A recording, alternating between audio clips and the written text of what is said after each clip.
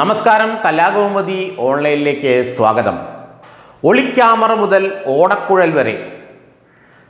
ഇപ്പോൾ എറണാകുളത്തെ CPM കുറിച്ച് പറയുമ്പോൾ ചരിത്രകാരന്മാർ വിശേഷിപ്പിക്കുന്നത് ഇങ്ങനെയാണ്: ഒളിക്യാമറ മുതൽ ഓടക്കുഴൽ വരെ.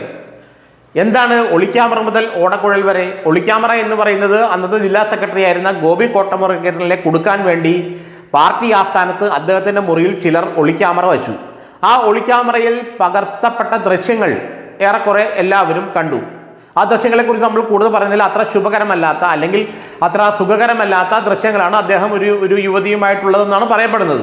അങ്ങനെ ദൃശ്യങ്ങൾ പുറത്തെല്ലാം വ്യാപകമാകുകയും അദ്ദേഹത്തെ ജില്ലാ സെക്രട്ടറി സ്ഥാനത്ത് നീക്കുകയും CPM തന്നെ അതൊരു പൊട്ടിത്തെറിക്ക് കാരണമാക്കുകയും ഉണ്ടായിരുന്നു. അതിനുശേഷം ഇപ്പോൾ ഓടക്കുഴൽ രംഗത്ത് വന്നിരിക്കുകയാണ്. എന്താണ് ഈ ഓടക്കുഴൽ? ഓടക്കുഴൽ ഒരു ഹൈന്ദവ വിശ്വാസപ്രകാരം ഒരു ദൈവത്തിൻ്റെ ഒരു ഉപകരണമാണ്.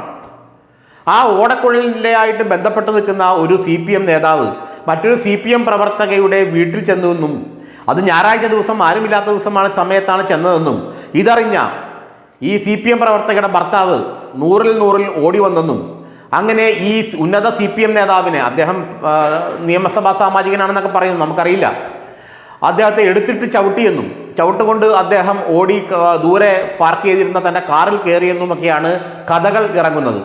ഏതായാലും എറണാകുളത്തെ CPM ഈ ഒളിക്യാമറ വിവാദം ഒന്ന് അവസാനിച്ച് ഒന്നൊരു സ്റ്റഡിയായി വന്നതായിരുന്നു. അപ്പോഴാണ് ഈ ഓടക്കുഴൽ വിവാദം ഉണ്ടായത്. ഓടക്കുഴൽ വിവാദത്തിൻ്റെ സത്യാവസ്ഥ എന്താണെന്ന് നമുക്കറിയില്ല. അതിനെതിരെ, ആ വിവാദം ഉണ്ടായതിനെതിരെ ഒരു CPM പ്രവർത്തകയും മറ്റു ചിലരുമൊക്കെ മുഖ്യമന്ത്രിക്കും DGPക്കും ഒക്കെ പരാതി കൊടുത്തിട്ടുണ്ട്. ഒരു പക്ഷേ ആ പരാതി അതിൻ്റെ വഴിക്ക് പോകട്ടെ, നിയമം എപ്പോഴും നിയമത്തിൻ്റെ വഴിക്ക് പോകണമല്ലോ. ഏതായാലും ഈ ഒളിക്യാമറയും ഒളിക്യാമറയ്ക്ക് ശേഷം ഒന്ന് ഒതുങ്ങി വന്നതായിരുന്നു. അപ്പോഴാണ് ഈ ഓടക്കുഴൽ സംഭവം ഉയർന്നു വരുന്നത്. ഈ ഓടക്കുഴലിനെ ചുറ്റിപ്പറ്റിയാണ് ഇപ്പോൾ ജില്ലയിലെ CPM രാഷ്ട്രീയം മുന്നോട്ട് പോകുന്നതെന്നാണ് പറയുന്നത്. കാരണം ഈ ഒരു ആരോപണം ഉന്നത CPM നേതാവിനെതിരെ ഉണ്ടായെന്നും അവരുടെ ഭർത്താവ്, ആ CPM പ്രവർത്തകരുടെ ഭർത്താവ്, താനില്ലാത്ത സമയത്ത് വീട്ടിലെത്തിയ ഈ CPM നേതാവിനെ പിടിച്ച് കൈവച്ചുവെന്നും അദ്ദേഹം ഓടിക്കാറി കയറിയെന്നും അതെല്ലാം നാട്ടുകാർ കണ്ടുവെന്നും ആ പ്രദേശത്ത് നാട്ടുകാരെല്ലാവരും കണ്ടുവെന്നും അതൊരു ഉന്നത കോൺഗ്രസ് നേതാവ് ഇടപെട്ട് അത് ഒതുക്കി തീർക്കുകയായിരുന്നുവെന്നാണ് ഈ ഓൺലൈനുകളിലും മറ്റു മാധ്യമങ്ങളിലും സോഷ്യൽ മീഡിയയിലും ഒക്കെ ഇപ്പോൾ പ്രചരിക്കുന്നത്. ഏതായാലും അതിൻ്റെ സത്യസ്ഥിതി ഒരു പുറത്തു വന്നിട്ടില്ല. രാഹുൽ മാങ്കൂട്ടത്തിലുള്ള കേസ് പോലെ ഇതെല്ലാം ഊഹാപോഹങ്ങളായിട്ട് നിലനിൽക്കുകയാണ്. പക്ഷേ CPM ഒന്ന് പിടിച്ചു കുലുക്കാൻ ഈ ഓടക്കുഴൽ വിവാദം ഇപ്പോൾ പര്യാപ്തമായിട്ടുണ്ടെന്നാണ് പറയുന്നത്. കാരണം ജില്ലയിലെ CPM ഒരു തിരിച്ചുവരവിൻ്റെ പാതയിലായിരുന്നു കുറച്ച് നാളായി. കാരണം വരുന്ന നിയമസഭാ തെരഞ്ഞെടുപ്പിൽ CPM ഒരു സീറ്റും കൂടി ജില്ലയിൽ നിന്ന് കിട്ടും എന്നുള്ള ഒരു അവസ്ഥയിലേക്ക് കാര്യങ്ങൾ പോവുകയായിരുന്നു. ഇപ്പോൾ 4 MLA-മാരുണ്ട്, അടുത്ത തവണ 5 MLA-മാർ ഉണ്ടാകും എന്നുള്ള രീതിയിൽ കാര്യങ്ങൾ മുന്നോട്ട് പോവുകയായിരുന്നു. ഇപ്പോൾ അതുകൊണ്ട് 5-6 MLA-മാരുണ്ടാകും അടുത്ത തവണ എന്നുള്ള രീതിയിലാണ് കാര്യങ്ങൾ മുന്നോട്ട് പോയിക്കൊണ്ടിരിക്കുന്നത്. ജില്ലയിൽ CPM ആ തരത്തിലുള്ള ഒരു പ്രവർത്തനമൊക്കെ നടത്തിക്കൊണ്ട് പോവുകയായിരുന്നു.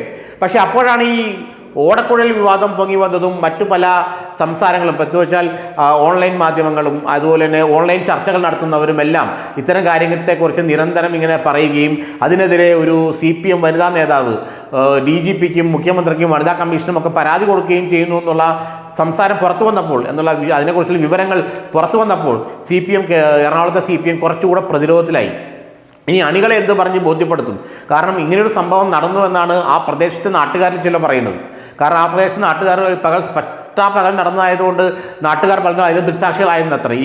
ഇവരുടെ ഭർത്താവ് അദ്ദേഹത്തെ മർദ്ദിക്കുന്നു, അദ്ദേഹം ഓടി കാറി കയറുന്നതിനെല്ലാം ദൃക്സാക്ഷിയായിട്ട് അവിടെ ആളുകളുണ്ടായിരുന്നു എന്നാണ് പറയുന്നത്. ഏതായാലും ഈ ഓടക്കുഴൽ വിവാദം CPM-നെ എറണാകുളത്ത് ശരിക്കും ബുദ്ധിമുട്ടിക്കുന്നുള്ള കാര്യത്തിൽ തർക്കമില്ല. കോൺഗ്രസ് നേതാക്കൾ പലരും ഈ നേതാവിനെ സഹായിക്കാൻ നിൽക്കുന്നുണ്ട്.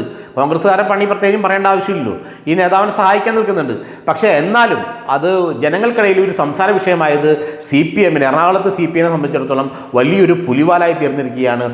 ഈ ഓടക്കുഴൽ വിവാദം ഒളിക്യാമറ വിവാദം പോലെ പാർട്ടിയെ വന്ന് ആകെ മൂടുമോ എന്നുള്ള ഭീതിയിലാണ് ഇപ്പോൾ എറണാകുളത്തെ CPM നേതൃത്വം.